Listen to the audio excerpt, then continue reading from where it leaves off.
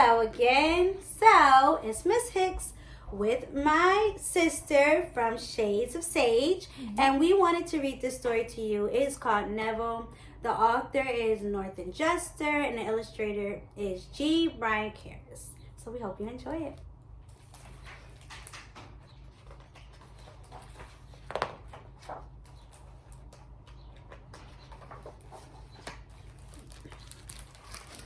The big gray van pulled away from the curb, moved slowly down the street, and disappeared around the corner. Now it was quiet, and there he was where he really didn't want to be.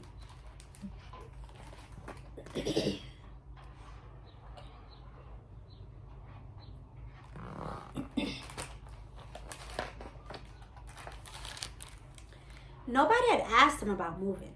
They just told him. "You'll love it," they said.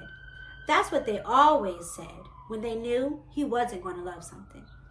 So now he had a new house where he'd never feel at home, and a new school where nobody knew him.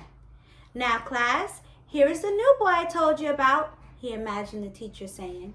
"He comes from the South Pole, and you can all make fun of him as much as you want." And of course, there were no friends. That was the worst part. No friends.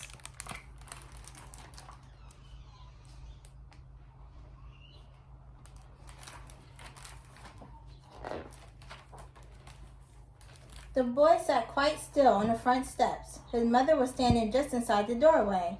"I know it's hard," she said in her soft mother's voice. "Just give it a chance. I think everything is going to be fine." He didn't look up. She came down the 4 steps and sat next to him. "Maybe you'd just like to take a walk down the block. You might even meet someone."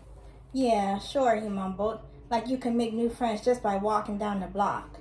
But there wasn't much else to do, so he pulled himself to his feet and slowly shuffled away.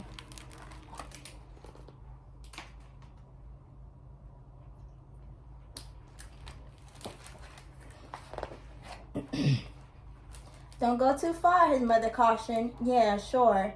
Watch out for cars if you cross." "Yeah, sure. Come back before it starts to get dark." "Yeah, sure."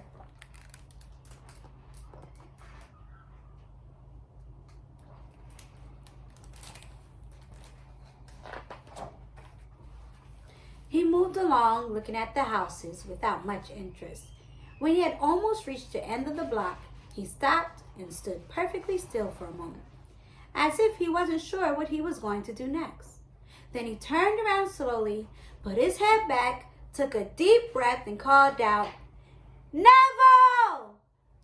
Nothing happened, so he cupped his hands around his mouth, and now he shouted, "Neville!"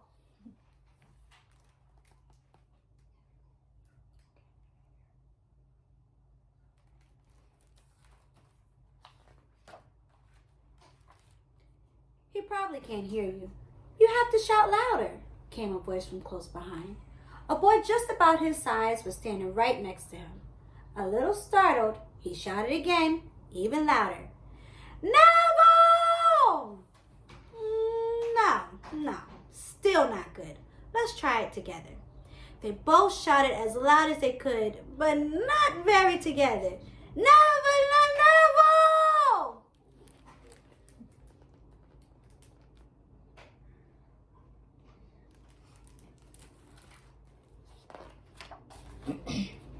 "That doesn't sound right," said a serious girl who had walked over from the other side of the street.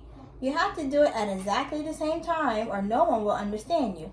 Here, watch me." She raised her arms, counted to 3, and brought them down like a conductor. They all shouted together at exactly the same time. "Neville!" "Excellent," said the girl, smiling brightly.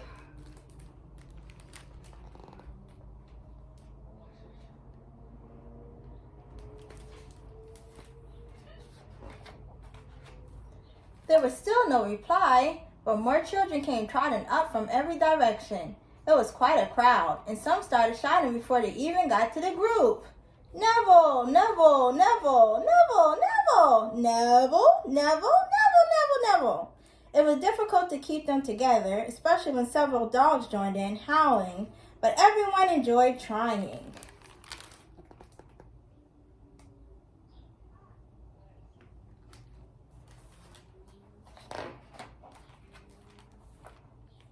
When they stopped to catch their breath, one of the children said, "Hey, I don't know anyone named Neville who lives around here.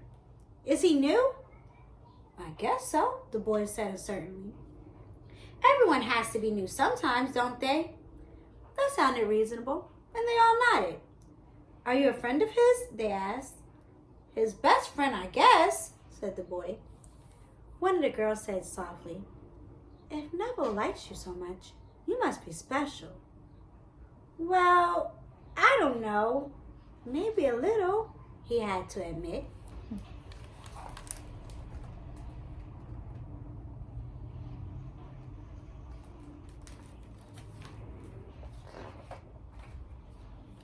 Now they gathered around, and their questions came from all sides.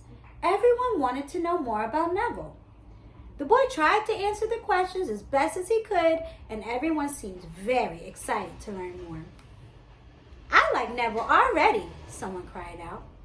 "What's Neville like? Does he play ball? When did he move here? Is he smart? Does he like to read? Is he nice? I hope he doesn't push. Is he funny? Will he come to sleepovers? Does he have brothers or sisters or pets?"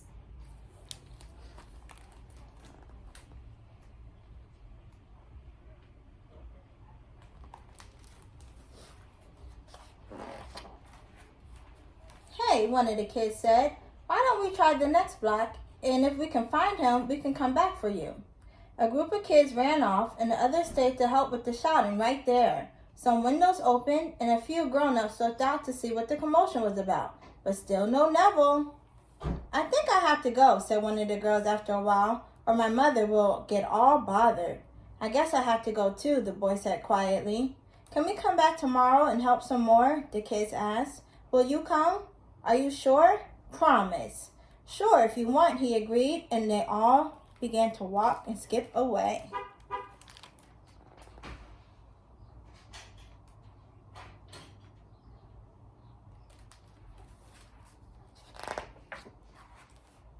For a few seconds, the boys stood quietly watching and listening to what they were saying. "I hope we will find Neville. Even if we don't, I like his friend a lot. More better." "Hey, what was his name?" "Oh, we'll have to ask him tomorrow."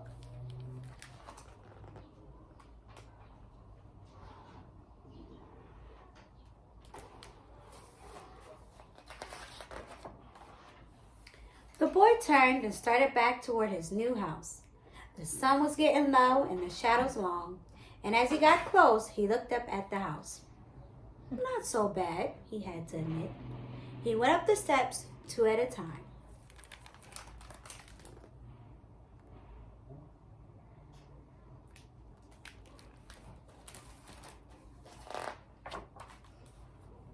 The boy had dinner right away. Nothing in the house was fixed up yet, but it didn't bother him. He washed, got into his pajamas, and dove into bed. His mom came to tuck him in. "Long day," she sighed as she bent to kiss him goodnight. "I hope you'll like it here." She turned off the light and walked toward the door.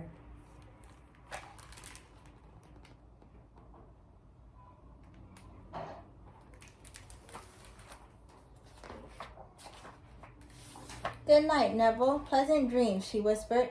"Good night, Mom," he whispered back, and in a moment he was asleep.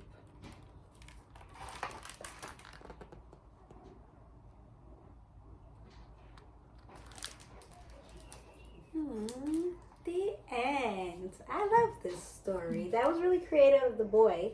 A nice way to make a new neighborhood a little bit more comfortable. He got everybody shouting his name. Did you like it? Yeah, I loved it. So that was Neville by Norton Juster and G. Brian Cares. Thank you so much for watching, and we hope you enjoyed it.